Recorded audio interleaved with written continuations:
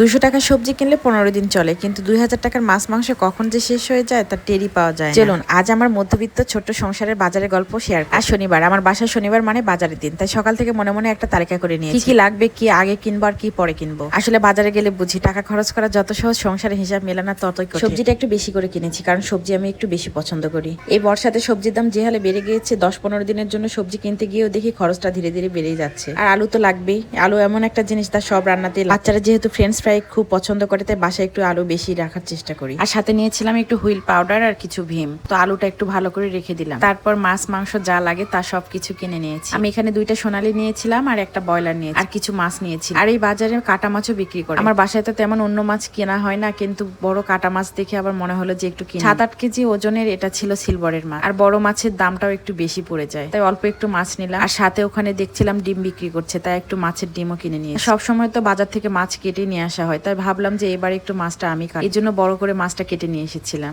সবকিছু গুছিয়ে ফ্রিজে রেখে তারপর রান্নাঘরটা ভালোভাবে পরিষ্কার করে নিলাম। আর বাজারে যাওয়ার আগে মাংসটা ভিজিয়ে রেখে গিয়েছিলাম, কারণ ওর বাবা বলছিল যে আজকে সে মাংস খাবে। আজ আমি মাংসটা রান্না করবো আলু দিয়ে। মাংসতে আলু না দিলে আমার আবার ভালো লাগে না। আলু দিলে তরকারিটা মাখা মাখা হয়, আবার খেতেও ভালো লাগে। অনেকেই বলেন বাজার করা সহজ, কিন্তু একটা সংসারের জন্য কি কি লাগবে, কতদিন চলবে, এসব হিসাব করাটা একটা বড় দায়িত্ব। মাঝে মাঝে মনে হয় সবজির খরচ যেমন বাড়ছে, তেমনি মাছ মাংস তো আরো দ্রুত শেষ হয়ে যায়। তবুও পরিবারের জন্য যতটা সম্ভব ভালোটা রাখারই চেষ্টা করি। অনেকে হয়তো বা বলতে পারেন যে আমি কেন বাজার করছি, আসলে এটা ছিল বউ বাজার। ছেলে মানুষ আসে না যে তা বলবো না, কয়েকজন ছেলে থাকে, কিন্তু এখানে মেয়েদের বাজারটাই বেশি। আর ওর বাবা বাজারে গেলে বাবুদেরকে দেখাশোনা করে, আর আমি বাজারটা সেরে ফেলি। যেহেতু বাসায় অন্য কোনো মানুষ নেই, তো দুইজনে দুজনের কাজে হেল্প করি। যাই হোক, এদিকে আমার আবার পেঁয়াজটা ভালোভাবে লাল হয়েছে। এখানে আমি আবার মশলাগুলো সব মিক্সড করে তারপরে পেঁয়াজের মধ্যে ছেড়ে দেবো। আর শ্বশুর বাড়িতে সেভাবে রান্না করে আমার এটাই অভ্যাস হয়ে গেছে। আর পাশে সবজিগুলো হাতে মেখে নেব। মাখানো তরকারি কিন্তু আসলে অনেক স্বাদ। আর মাঝে মাঝে সময় কম থাকলে আমি এভাবে হাত দিয়ে মাখিয়ে রান্না করি। গ্রামে আমার বাবার বাড়িতে দেখতাম একটা যদি ঝোলের তরকারি থাকে তাহলে একটা মাখানো তরকারি থাকবেই। আর আমি চেষ্টা করি সবকিছু রান্নার ফাঁকে পরিষ্কার করে নিই। রান্নাঘরটা যেমন এক পাশে পরিষ্কার করে নিই, তেমনি থালা বাসনগুলো পরিষ্কার করে নিই। এদিকে মাংস রান্না শেষ, আমি মাখানো তরকারিটা বসিয়ে দিব। আর তরকারিটাতে একটু মিনিট বসাই দিয়ে তারপরে ভাতটা বসিয়ে দিচ্ছি। এদিকে ভাত তরকারি হয়ে যাবে আর আমি বাকি কাজগুলো সেরে নেব।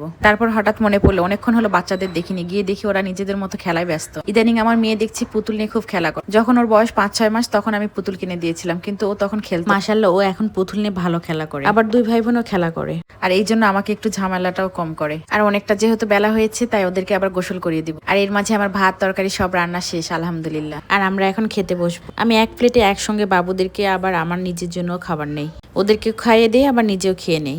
আসলে দিন শেষে বুঝি সংসারে কাজের কোনো শেষ নেই, কিন্তু এই ছোট ছোট কাজগুলোর মধ্যে আমাদের দায়িত্ব আর সুখ লুকিয়ে থাকে। আলহামদুলিল্লাহ, এভাবেই কেটে গেল আজকের দিন। আজকের ব্লগ যদি আপনাদের ভালো লেগে থাকে তাহলে অবশ্যই একটা লাইক করুন। আপনার মতামত কমেন্টে জানাবেন। এমনই দৈনন্দিন জীবনের গল্প দেখতে পাশে থাকবেন। আল্লাহ হাফেজ, দেখা হবে আগামী কোনো নতুন ব্লগে ইনশাআল্লাহ।